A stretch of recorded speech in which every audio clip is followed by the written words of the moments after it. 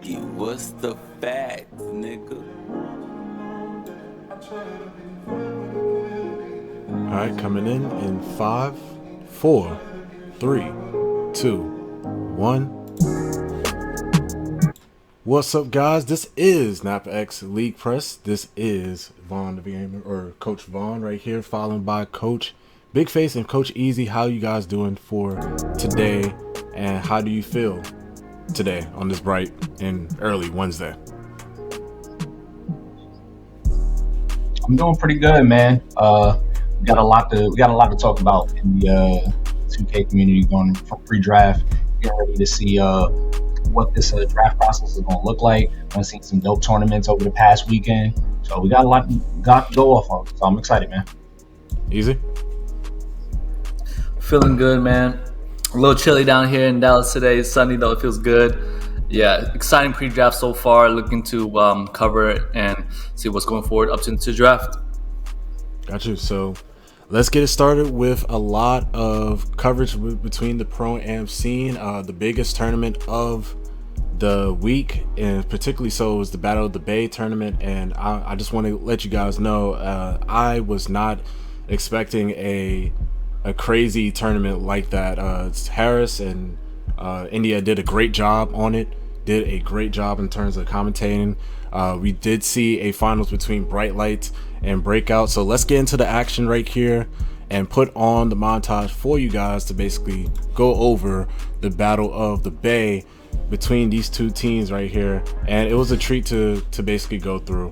What is you guys' thoughts about the Battle of the Bay and how you feel about the Battle of the Bay and the finals particularly so? I'll go with you, Big Face. Yeah, man. The Battle of the Bay finals was actually pretty dope. We got to see Bright Lights with Fiend out there as opposed to Vandy, who's usually their point guard. Fiend had a little bit of turnover problems in the series, but for the most part, their team was pretty consistent. Killy played out of his mind. It's just really hard to beat that juggernaut of Breakout, man.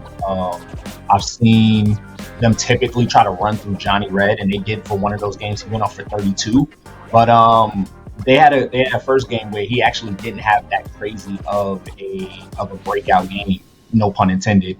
Team was pretty well rounded, getting their stops, capitalizing in the half court. Their team is a tough one to beat, man. It's like dealing with the Spurs back in the 2000s, man. Easy. Yeah, I mean, Breakout always does a terrific job every pre-draft. I mean, they always make a team that competes at a super high level. As you already know, they won the UPA Dallas region last year. And Battle of the Bay is one of the best tournaments and virtually at home. That's not at LAN. So I expected nothing less from that boy Dimes. You know, Elite Steals being a top prospect for years now, and he finally eligible next year, and he's probably going to be one of the best lock prospects that ever come out of the pool. Like I said, no, they had a terrific run, led by Dimes as always. Crush leading the back end there too. He did a terrific job too. Elite Steals, man, he's just phenomenal in his gameplay, and he gets the craziest bumps ever. So no surprise for me from that boy Dimes and Breakout. You just brought up something actually pretty dope though. This move for Crush at the 4. We started to see the power forward position become a lot more important in the league over the past couple of seasons. Do you think that that's the move that Genji's gonna go with? I mean, possibly. I mean, you kind of saw it there towards the end of 5 season 2. They had Flacco and Lock, Crush at the 4. Especially the way that Genji plays. You know, they rotate a lot, they stack a lot, they reverse a lot. So I don't see why not to keep the power forward, you know, at Crush at power forward. That way that he can even go on ball when he wants to and command his defense a lot more than he can at Lock. Yeah, man. Yeah, for sure. I like the addition with Crush basically moving to the 4. I think it adds more versatility to Genji's defense. It kind of sets a new era for their defense, I believe, as well. Just considering that Flacco, I feel like Flacco did a solid job, but I felt like Crush wanted a little bit more control of how his back end of his defense wanted to be played. So he's definitely, brought into that spot, especially now in pre-draft, basically preparing himself going into the league. I think that is a perfect thing for him. But again, with this game, is particularly so this series, Bright Light, Lufine, and Capilot, I feel like they did such a great job during this tournament, putting a name out there for themselves, but also playing with some really good 2K League players as far as Killy and Kaze, and also Crizzy. Again, not a lot of people assume of this team to basically be this far into the tournament, considering the other heavy hitters like State Mafia and other players as well, or other teams as well. But Bright Lights really came to play, and they really showed out for sure. CP though, for this breakout team, and Johnny Red, that backcourt are pretty much really played really well, and I really see the reason why they won this for sure. Johnny, especially on the breaks, defensive wise, with steals and crush and dimes, commanded the defensive end, did a great job, and the reason why they pulled out for this victory. Oh, I definitely want to talk a little bit about this Bright Lights team that was out there. To be honest with you, Fiend is one of those point guards that has burst onto the scene this pre-draft on the Pro-Am side. Extremely talented. He moves extremely well. His shooting is great. I haven't really seen many games where he's had turnover problems like he had in this series, but that also goes to speak about the defense that you have over there on Breakout. Like, you got Johnny Red, who's probably one of the best defensive shooting guards as well. You got Crush switching over to the 4, extremely vocal. Of course, Dimes has been a defensive leader for years. And then you got Elise Stills, who, as Easy said earlier, has been a top prospect for years to come. Could possibly even go 1 next year. Like, it's one of the toughest defenses to face, man. So for someone that's pretty young into this, it's not easy to transition. But also, Killy has been playing absolutely out of his mind over the past couple of weeks. We've been seeing some great runs from him from even the team PR side. I'm actually really interested to see how long he keeps this momentum up. Looking at that new Cavs team, he's gonna be the difference maker on whether or not they go really far. So if he keeps playing like this, Killy's in for a great year. Yeah, man, I love how Killy basically played throughout the tournament as well. I feel like that Cavs team is really dangerous with him now basically being there, and gives Antoine a little bit of a safer option. You know what I'm saying? Like, he will have somebody that you can trust to basically put the ball in the basket, but also too the surrounding cast as well are really good shooters in their respective areas, especially from the front court side. DJ, really good out the corner in terms of shooting, and then pretty much adding in, or pretty much getting a certain type of degree from his front court mates and also his back court mates. So I feel like it's gonna basically translate well. Easy, any final thoughts after that Battle of the Bay series and just the tournament in general? Yeah, no, no surprise for Bright Lights. They've had a spectacular run this pre-draft. No native that tournament though. They had Yo Boss, if I'm not mistaken. Yep. And like Big Face said, Lafine's been one of those point guards. There's always a point guard every year that breaks out in pre-draft and explodes onto the scene. Gallo, for example. Lafine, I don't know if he's gonna go number 1 like Gallo now, but he's been himself in a great position, to have coaches look at him. All he needs to do now is, keep the momentum up, keep consistently playing at a high level. And hopefully he's one of the point guards called up. We'll see as we progress into things, especially with NAPX list basically generating and looking at certain things for all the prospects coming through. We will take a very close eye on all the prospects as they progress into the UPA Worlds, which is coming within the next month or so. So be on the lookout for that. Let's move on to our next topic, which is the Toxsik Tourney. Which happened pretty much around the same time as the Battle of the Bay. I believe it ended probably a day before or a day after. I'm not 100%. Day after. And pretty much it was a good one. If you had prospect or former past prospects like Zay, we also had Jay Bullen that's in there, the number 1 or presumed has the number 1 power forward prospect inside of ranking so far. So let's take a look at the Toxsik Tourney and the last and final game in there. So let's take a look. So getting into things right here, Toxsik Tourney, Team Clutch led 3-1. This was the grand finals bracket reset between the two teams. And it was a really good fight for the most part for Jay Bullen and crew and Zay and crew. But at the end, it just seems as though Zay Gucci, and a lot just could not do anything about that other team that's on the other side with Kobe, Bulin, and the rest. Your thoughts if you guys took a look at the Toxsik tourney? Yeah, it was obviously hard to keep up with this tournament in the same way with the Warriors tourney going on at the same time. But dude, Jay Bullen has absolutely shown to be one of the best bigs and threes. Kobe, I've seen his name around a lot, and I've seen a lot of his gameplay. He's just tough, man. So like right here, just patience. Dude knows how to score. Dude knows how to get to his spots. Like it's not easy to beat dude, man. So I definitely am not shocked to see that this is the team that came out of here, but also you got Zay on the other side. So they definitely had a team that could have got it done, man. It's just tough. Some dudes is hard to beat. Easy, what your thought process of basically threes, especially some prospects that is playing threes? They show that they can play fives, especially as a person that's into assistant coach or scouting. How do you basically judge them, or basically rate them or rank them, especially coming into the league?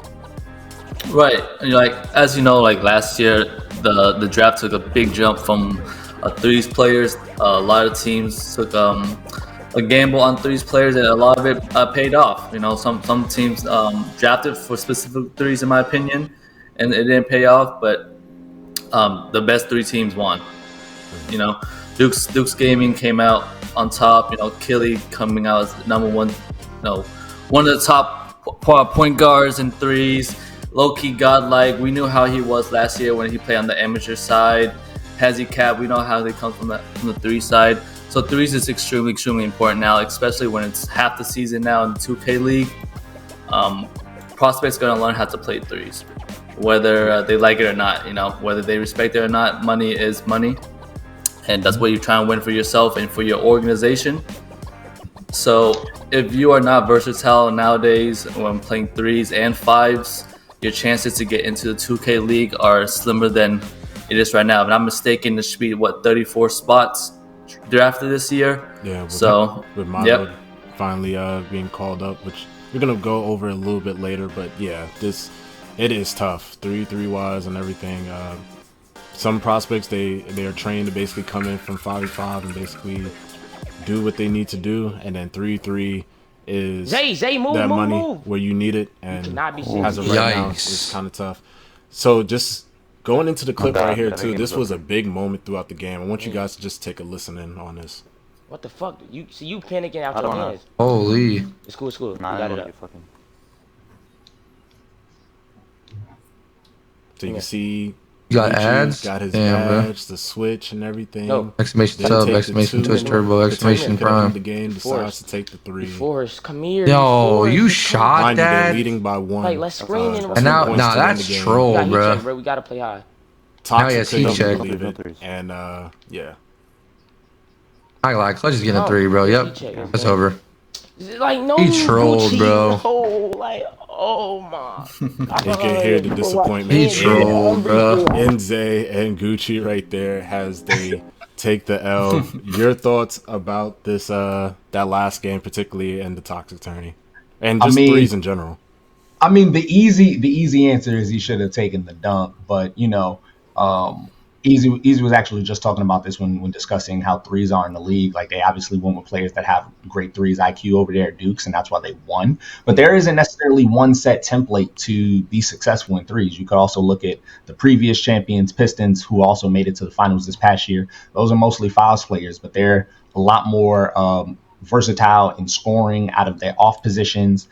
They run a lot of rotations. They run a lot of defense. They run a lot of actual sets out of threes still, which kind of helps cover for the fact that they don't have a point guard that's going out there scoring at threes the same way a Keeley, a Kai Iverson, so on and so forth, will a clutch. The jury's still out on what the formula for threes will be in the league, and it's just really just being receptive to actually taking threes seriously and coming up with some type of innovative style of play that fits your team. So I'm actually interested in seeing how teams adjust this year.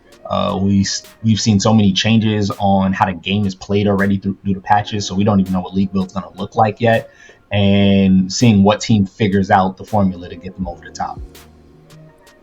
Anything else to add on, Easy? No, I think he hit every point there. You know, like you said, the Pistons, obviously they know what they're doing in 3v3 side of the 2K League. They won last year. They went back to the finals again this year. Resetting the bracket, going to the best of 7. Anybody could have took that there. And like you said, you know, they're respectively 5 players as well too, but they play at an extremely high IQ, and they have very high 2K IQ, and they're really good at their respective positions. You know, Ant Season, MVP 2K League, Bag Motion, DPOY candidate, Spammy or Connor, one of the top 3 bigs that came into the league as a rookie. So yeah, when you have players at their positions that are debatably top 3 and or top 2, whoever you ask, you know, you're gonna make it far into those type of leagues and those type of positions. Oh, for sure. And I think this was a perfect example, especially this tournament by Toxsik, pretty much putting it out there. 3,300 on the line. So congratulations to Jay Boolin and the rest of them basically winning that. Also showing that, you know, not only is it very strong 3 players, but also showing also on the 5 side of things, hey, is the reason why I'm a top prospect for a reason. You know what I'm saying? 5s and 3s. So he definitely nailed it right there. Let's move on into our very interesting leaderboard that was put up by Nap, not by us, but Nap, Legacy Leaderboards himself. He should basically brand his name with us. I mean, it just makes sense, right? Like, come on. Anywho, it is the Legacy Leaderboards going into everything. So we have, and also Big Face, NAPX, Nap should, it just makes sense, you know? Just come on. Give up your name. Anywho, so Legacy Leaderboards right here. Bodega Cats number 1, Breakout number 2, Disputed number 3. Mind you, this was, I believe, October 17th when he posted this. So right now we're currently, as of today, November 1st, Undisputed number 3, Zero Gamer number 4, 5 KMT, and the rest goes down from there. What is some notes or some things that you see from this list? I'm going to start with Easy first. And just give me your thoughts about what you see on this list. Yeah, absolutely. First and foremost, Bodega Cats was undisputedly the best team, no pun intended, the best team as of this point. However, that team is no longer together. It was formulated by Benzo, Unguardable, Cease, Toxsik, and Dayfry. That team is no longer there together, so there was going to be a new number 1 coming up, and I'm pretty sure it's probably going to be Breakout, if I'm not mistaken, according to the formula. Mm-hmm.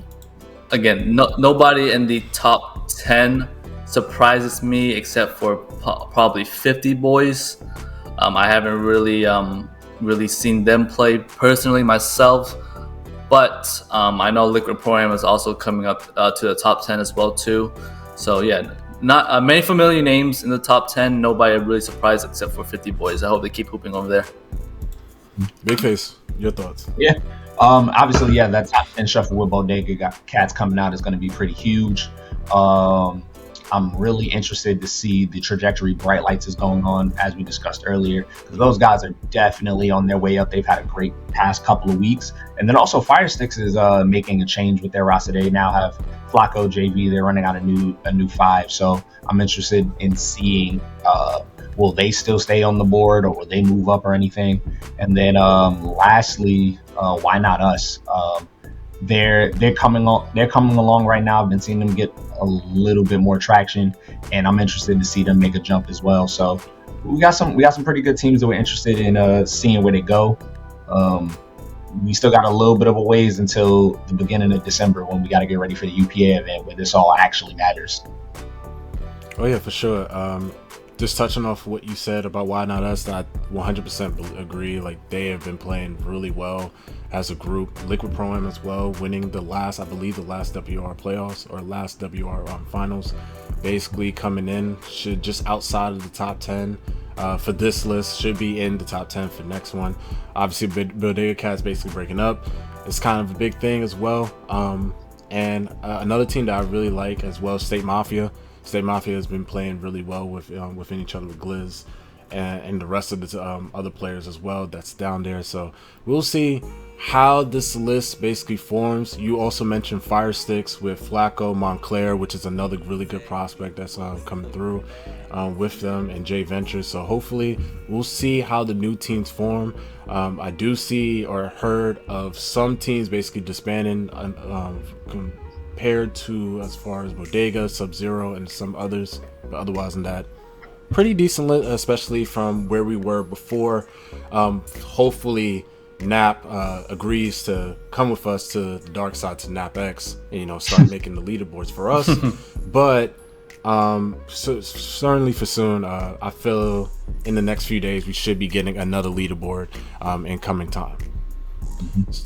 As we are moving on to things, let's move on to our NBA 2K League discussion of all-season teams. So I'm going to give you guys, and I'm going to cut the music right now, and you're going to probably be like, what's going on? What's going on? We are going to do a Price is Right type of theme, and we're going to make this kind of right. So let's hit it. If it will play. I'm not sure if it will play. No, it's not. It's not going to play the music. That sucks. All right. And for our first team of today, we're going to talk about the LA Lakers, or the Lakers gaming squad. So let's bring it up right here. The Lakers squad, or Laker Gaming, throughout their roster so far. I'm going to start with you, Big Face. How do you feel about the Lakers gaming squad, especially coming into this offseason? Well, they made a huge splash by trading for Shifty Kai, who's been an MVP finalist pretty much since he's won the door. They also went and got Gun Joe VC in the trade that sent a lot of the T-Wolves players over to the Cavs. So I'm actually pretty interested to see how this team fills out. They got a second. Will they move Shifty Kai to the 1? Are they looking to get a sleeper point guard with that second round pick? Still to be determined. But they got a pretty nice roster. We just got to see if those pieces all finally come together. It looks like we might get a little bit of a no-look repeat team out there. Potentially so. We heard like a lot of rumors of Bash potentially going there, especially for a late pick, especially for them getting a more experienced point guard. I'm pretty sure Trainer does not want anybody like of a rookie caliber to basically come in and help him, and despise a lot of veterans on this roster, so it would just make sense for a veteran player to basically come in, especially one that works with Kai, or basically understands how Kai play or how as he plays. Easy, your go. What do you feel about this Lakers gaming squad and how their roster is constructed? Oh yeah, absolutely. 2 seasons ago, the Lakers was finally competing again into the playoffs after a horrendous start to their franchise. After this coming season here, season 6, again, they did not do another great job of the season. So, they had to make a splash, and they did. They traded for arguably the best shooting guard in the 2K League, in Shifty Kai, like Big Face stated. And they also got Guns, or Yo VC, former Warriors gaming squad, former Cavs Legion. Someone that's very, very good at his position, whether it's the 4 or the 5. He's versatile, and even the 3 if they need to be. I think they put the pieces where they need to be, and now they just have to execute. They also have one of the last draft picks in this upcoming draft here, and we're going to see what they do. Whether they take the best available point guard, or they take the best available shooting guard, like Big Face said. He can Shifty Kai can play both the 1 and the 2, but he's been playing the 2 for past 4-5 seasons now. Yeah, I think the last time that we saw him play point guard was on Genji, if I'm not mistaken. So we're gonna see any issues of what Nacho does over there. Well, in due time, would like to see how the Lakers would basically form out their team. As I said before, I feel like they want more of a veteran leadership in terms of the guard play and how they basically would put forth. Otherwise than that, I feel like their team is really good in terms of the front court play, especially with Green Too Nice, Crazy now moving from center to back to where I assume was his original position, which is locked. You also put him there, and now you have more comfortability.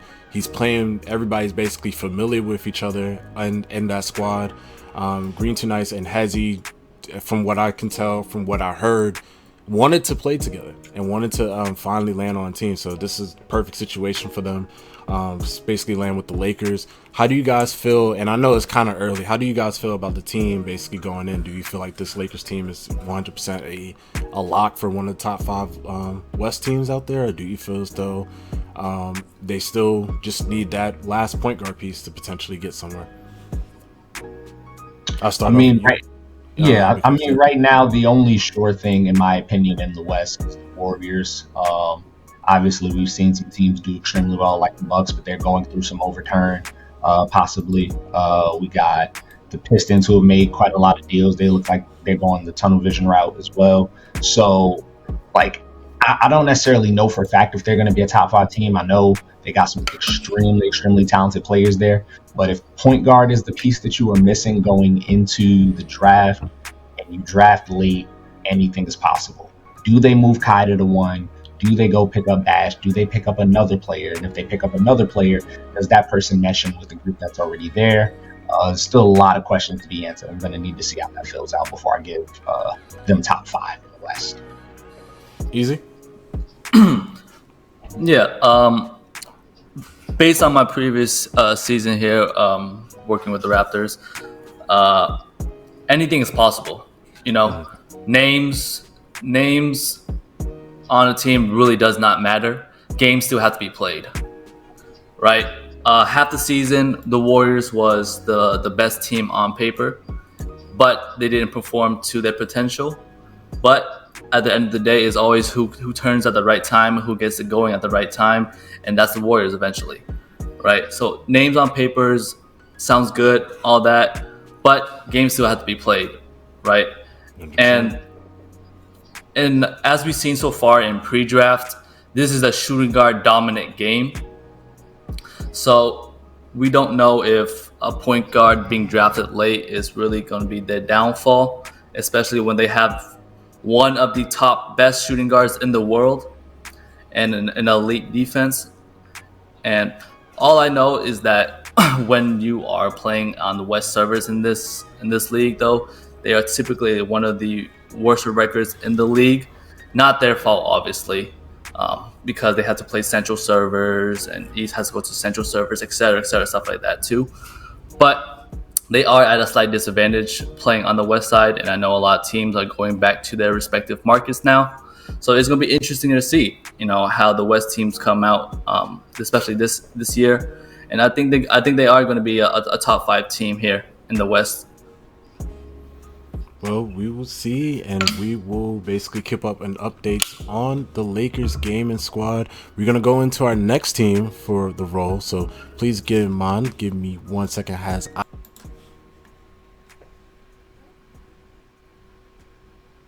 is going to be Nets GC.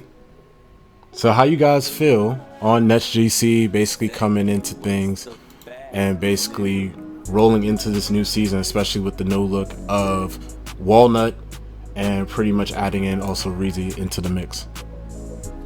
Man, they're one of the teams that actually are going in with 5 at this current moment, so they're not in this draft. Their team is pretty much set in. Greens had showed that he's going to be one of the best players in the league for years to come.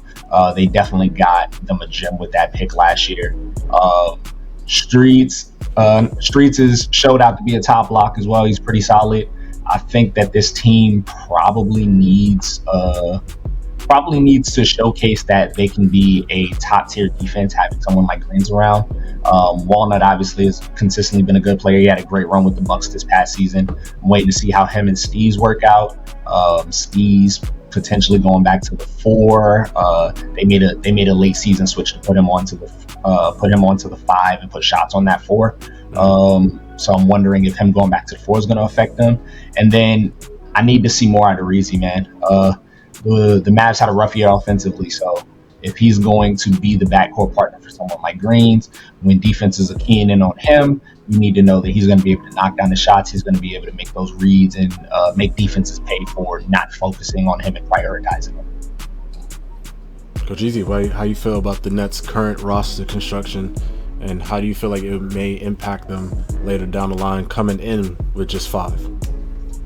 Yeah, I mean, it's always good to have 5 coming into the season, right? You don't have to worry about the draft. All you have to worry about is just the players playing the game and labbing the game, right? Right now, for KMT, I'm currently coaching that team, and Reezy is on my team actually right now, and he's looking really good. You know, he's getting more comfortable with the game. He's playing a lot more. I know Steez and Dane or Walnut, they have chemistry together as well too, and Walnut's been a top center in this league for a very long time now. With his venture and with Bucks Gaming, we didn't know what he wanted to do, whether it was the popper or the inside. But once he got on that inside, he looking like Walnut again, you know. So I think him and Greens are going to be a very big dynamic duo. And then Streets and Steez, they already have that chemistry in that PNR. So it's going to be really good. It's just up to Reed to plug and play into there and then do his job as well too. Just giving my final thoughts on the Nets GC team. Again, Greens basically coming in from Rookie of the Year. Bringing in Reezy, a good solid vet to basically come in. If he is going crazy, especially in terms of pre-draft wise, or is basically playing as well. I do see the backcourt running pretty smoothly. Nets, even though at the beginning of the season didn't really had a good start with Steez at the 4 and Streets, the Streets and Steez combination between 3 and 4 wasn't that solid in terms of defense. I do expect them to basically work out the chemistry, especially from last season, and basically coming into this season should be a little bit better. There's been 3 seasons now, or about to be 3 seasons now, where they are officially the 3 and 4 respectively for each other. So I should see some chemistry along with them. I think Walnut helps them out tremendously on the offensive end.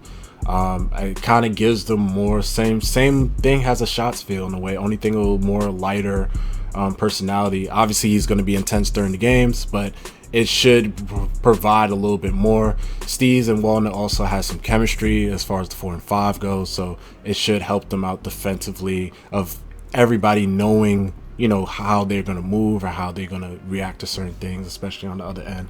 So I do see, possible issues, later, like probably earlier on maybe, but I feel like once they get it together, once, probably 2 or 3 games within, they should start cranking it up. And I feel like this is going to be one of the solid teams in the East for sure. I mean, they played solid last year. This year, I expect no different, 100%, especially with Greens at point guard and Walnut being the center. I think that's perfect mixture for some offense and maybe I would say a top 10 defense. Just a chance. We'll see. Going into everything, let's get on to our last and final team of the wheel. Let's spin the wheel and let's get on to it. So our third and last team that we're going to be basically talking about here is Dukes Infinitos. And Dukes Infinitos is one of the more compelling teams to talk about because not only did they trade it low-key godlike, not only did they get rid of Killy, not only did they not retain Hezi and pretty much most of the other players, and also traded Beezus. They are now only just left with Vandy there and pretty much a mystery on what's going on in terms of their draft plan. So please, somebody give me what you guys think about this Dukes Infinitos teams. I'll start with you, Easy. A very funny topic here. Dukes obviously coming off of the 3v3 win. Something that they tried to do in season 5 as well too. Unfortunately, they fell short, but they added some new additions to that team. Low-key Godlight, Hezi Cap, and they came out victorious against a hell battle versus the Pistons GT. Like you said, Low-key Godlight's gone, Bees is gone, Hezi Cap gone. Now Vandy's there looking like Will Smith, in that room. He's just looking around. And he's like, man, everybody's gone. But I just personally think they're doing a culture reset. Probably in that locker room, I don't want to speak on it, like I said, but probably different personalities, different, views in the future and stuff like that. So right now they're doing a culture reset, and they think that Vandy's going to be their guy for the forthcoming future. I've also heard that they're trying to draft some international players as well too. And I mean, it works out well. They have 2 early picks in the draft and then 2 late picks in the draft. So whatever they do in the respective future with that organization, they have a good basis with Vandy, a veteran point guard in this league, and they are also in a very good position at 6 and 7, and then drafting last 2 at 31 and 32, or excuse me, almost last in the second round. Right.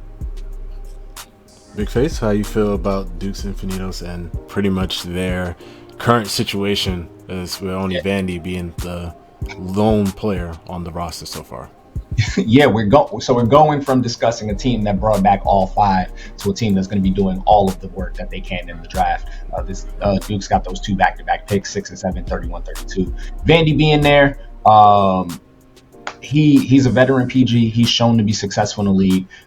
He actually played extremely well, in my opinion, offensively last season in the league. I think that that combination of him and Keeley was a lot more lethal and a little bit more underrated than people give credit for. They did a great job coming out of the West in the ticket, but couldn't get over the hump.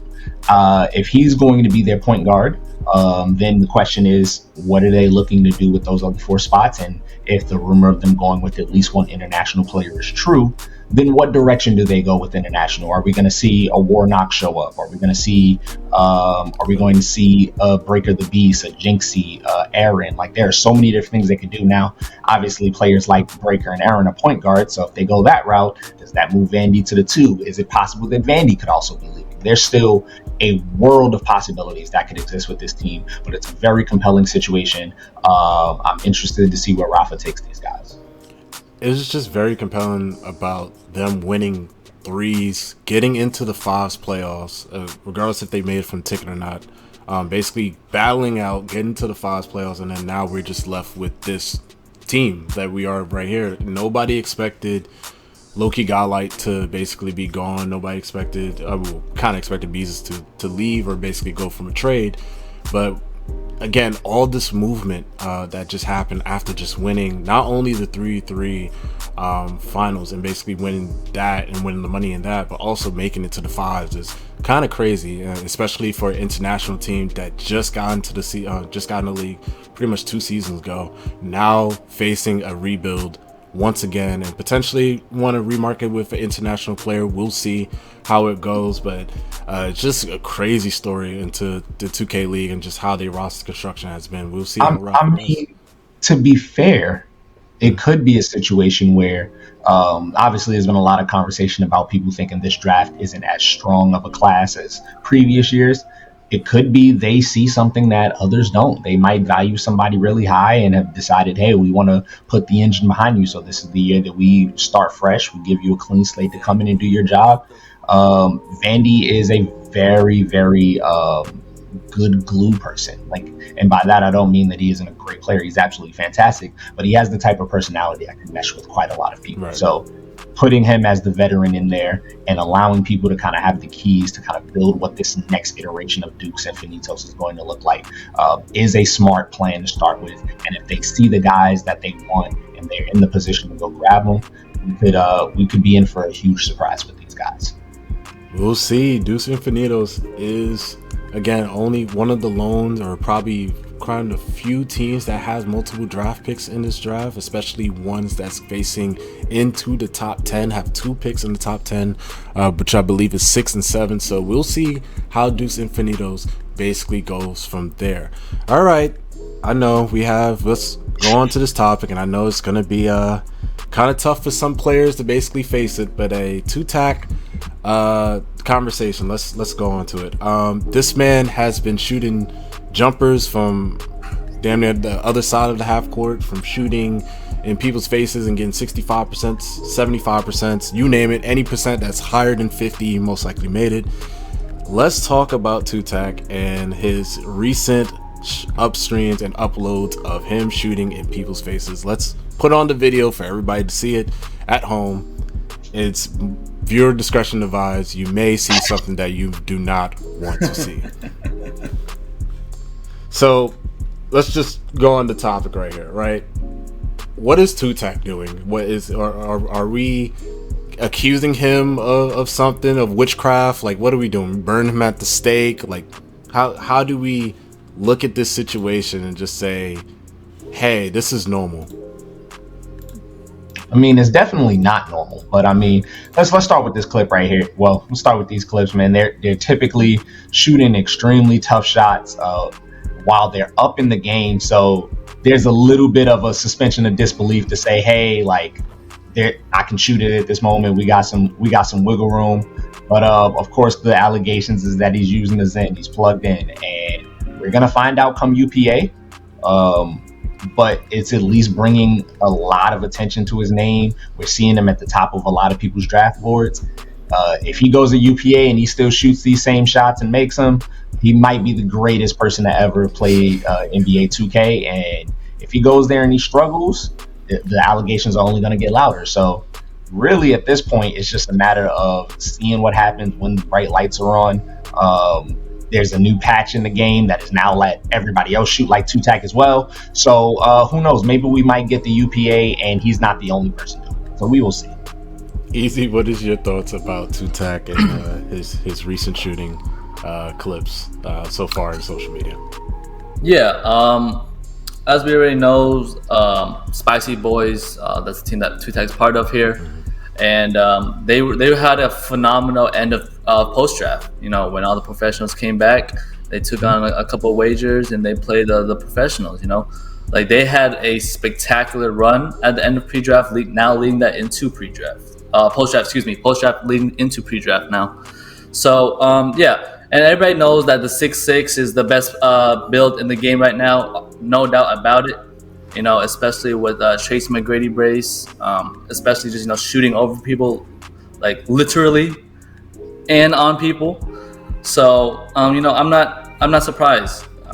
He plays the game a lot. I've seen him between series, going to the stage. You know, going to the Gatorade facility. So like he's a prospect. So he's gonna play the game a lot. He's labbing the game.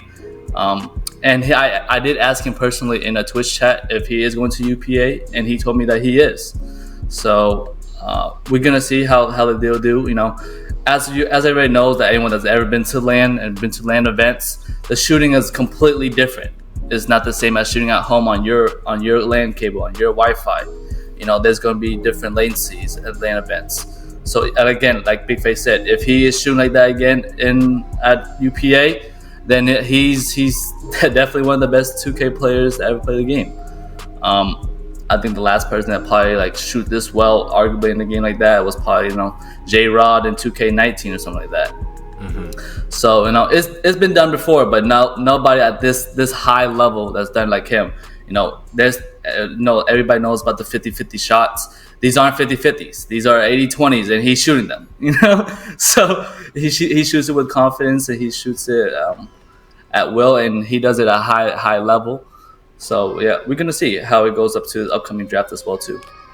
I would just, before I get into my thoughts about it, one player that, and a former pretty much, he didn't get retained for this year, was 4D. 4D basically said it on the timeline. I think he said it best.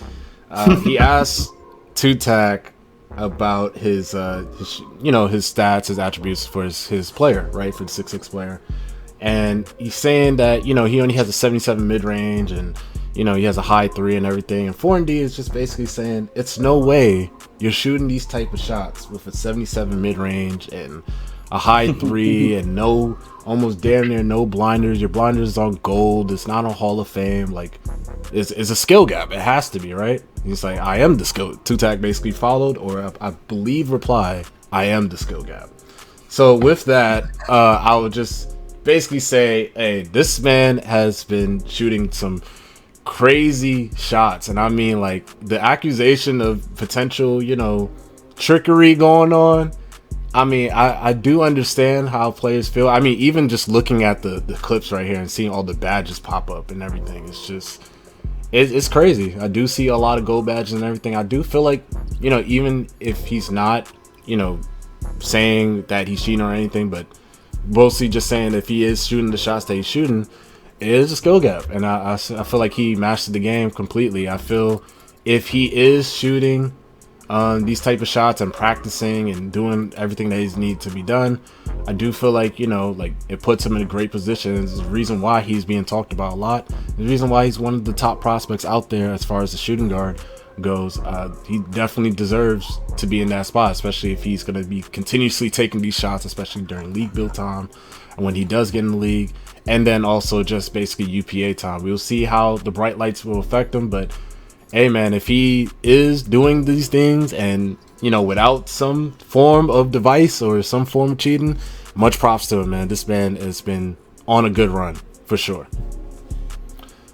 Any last thoughts on Tutak? Well, by the way, because just watching these clips giving me dizzy. Hey, man, I'll put it like this.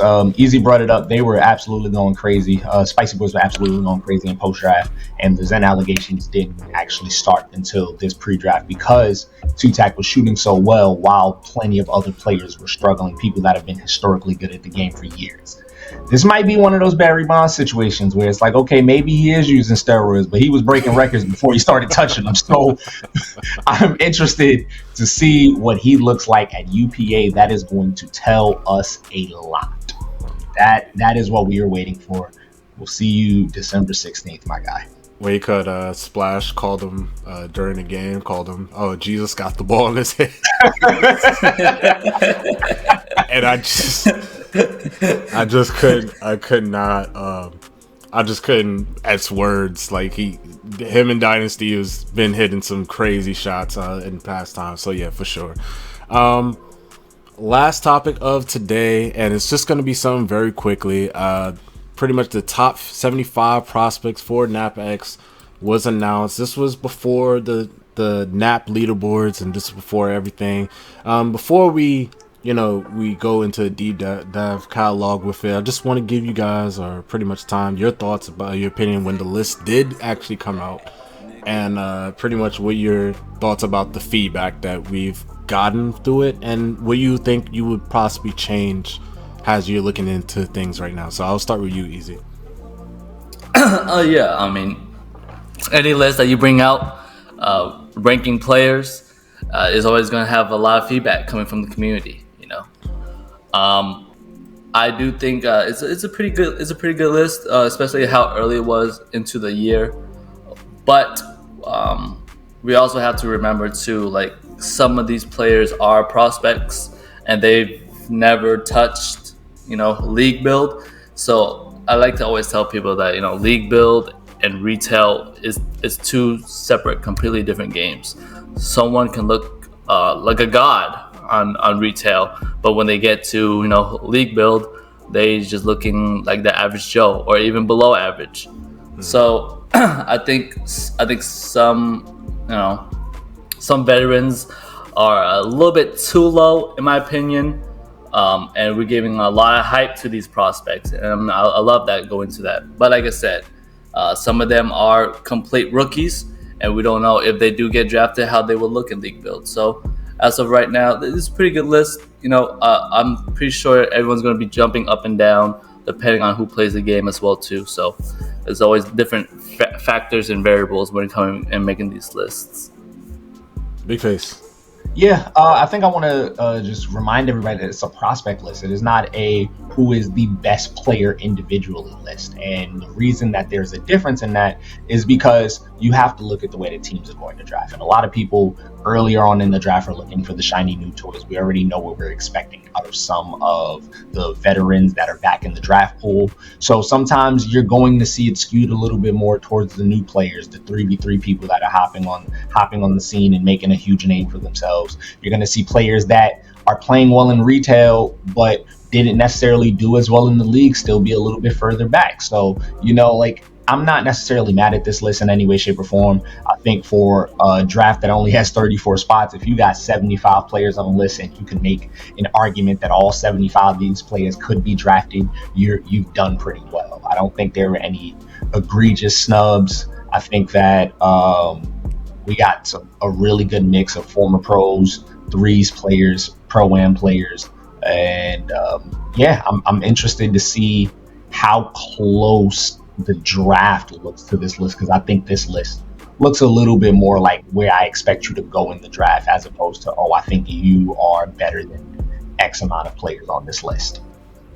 Oh, 100% agree. I feel as though this list is more of like, hey, we're putting out the best 34 players, or what we feel might be the direction of the draft, or how teams are looking at certain prospects, and not more of like, hey, let's value potentially the people that made it before the 1 years, and potentially see if they are stacked better than the newer prospects coming in. You know what I'm saying? The newer prospect getting a little bit more hype than usual, and again, that's to be expected. Again, we have a flood of new prospects. Some prospects sometimes just basically outplay, or basically show that, hey, I am that prospect, I am that guy, I can basically come in and help your franchise today. And then some of them have that little question mark that you're still trying to see, especially over the 1 year guys that just came in, didn't get retained. You kind of have that little iffy challenge and battle between those two. So we'll see how it goes for sure, and I'm really anticipating to see, hey, can this be done, and can certain prospects actually go over the hump compared to the other people that's behind them, and can some of the 1 year prospects that basically didn't get retained, can they show out and say, hey, I'm better than this prospect? Let's get it going. We'll update this NAPX top 75 prospect board very soon. We are to the final end of the show, so with that, let us just go on to all the reminders that's coming up. We have the fall frenzy for the UPA event for the Rising Stars. Please be in tune for that. That is for only the players that's in amateur leagues that want to play. Please be advised, so that it's not, I believe it's nobody from the top 75 from the UPA board, and also just people that have not made it to a Final 4 or Final 8, if I'm not mistaken, guys. Mm-hmm. Yep, correct. And pretty much you can come in as an amateur, play on this tournament, and hopefully get your name out there, and especially win some cash prize. It's only $500 prize pool. Get in there and play today. We want to also send a big shout out to Milo, getting the prospect badge and the spot for NBL Oz. Congratulations to Milo coming back into the league. Now has a 4 for the NBL Oz team. That's going to be a really different team compared from what we saw last year, but really excited to see the Aussie basically coming in and playing with another great Aussie player in Harry. Should be excited to see them basically play out the season and play him at the 4 spot. So we'll see how Milo goes from there. Big shout outs to Big Lim getting his prospect badge from the Bucks. Congratulations to Big Lim getting that draft pool spot as well. WR Select Draft League, or UPA, you could say UPA WR Select. I'll go the more traditional route with WR Select Draft League is now open. Please get in there. It's not a very bad league when you really think about it. It's a very good draft league. I think a lot of people would love to basically play in it, and some of the pros do go in there and just say, hey, I'm just going to play in and see where it goes. So WR Select Draft League was actually my first league that I ever played in, and Easy was the center on a team that made a pretty strong run out there. So anyone that's looking to make a name for themselves definitely should check that out. I wanted to GM a team so bad in WR, like the WR Select thing, and I just never got a chance to. So probably next time I'll probably go through it. But hey man, you're talking to the GM of the last champions. Oh, man. I want to do it so bad. I just want to try it out. Just it's to see fun. how it goes. It's fun, man. You got to do it at least once. It's a blast. I'm gonna try it out for sure for the next time. I'll probably go in and probably register in the next few minutes. As soon as we get off of this, for sure, I'll probably go for that. And last but not least, we do have a prospect badge with Fat Stop from the P Club. basically getting the prospect badge from the Hornets. Congratulations to Fast Stop as well. I do believe I have one more person that I'm missing. I think it's Boot, who also got a prospect badge from the Sacramento Kings or Kings Guard Gaming. So congratulations to him as well. We do want to introduce you guys as well to the UPA Worlds that is coming up very soon in December 15th to, I believe, the 18th in Boston, Massachusetts. Please sign up. If your team is not there, it's a perfect time to basically sign up, get noticed by a lot of scouts, a lot of assistant coaches and head coaches of organization in the 2K League. If you're trying to make your name out there, please do enter and try to enter with a team. Again, if you live in living in the New York area, it only takes an Amtrak ride away to get to Boston, and then all you have to do is just find a hotel or find an Airbnb and you'll be set to go from that point on. Please sign up today to the UPA World Championship in New England, Boston, Massachusetts. And last but not least, just being one of the outside leagues, or one of the leagues that's not UPA pertain but still a big league, Hoff Leagues is going from season 21. Please sign up today. It's going to be a big promotion for there. A lot of the good teams is going. Please get it to the Hoff Championship Leagues. Any final thoughts before we head out for today's podcast? I do appreciate both of you guys coming in. Any last thoughts before we head out? Easy. Nope, that's it, man. Appreciate y'all tuning in, man, and continue to grind. And no problem. Thank y'all for listening to us. We'll be back on the weekly with these updates on the Pro-Am and on the league stories, and we just appreciate y'all for tuning in. And no problem. And again, from all of us from the NAPX crew, we do appreciate you guys tuning in. Thank you guys for tuning in to League Press Podcast. Here we're going to be up on Spotify as well, and also be placing out in YouTube and also on our Twitch channel. So please be a mention of that. We will see you guys later. Peace out, everybody. Peace.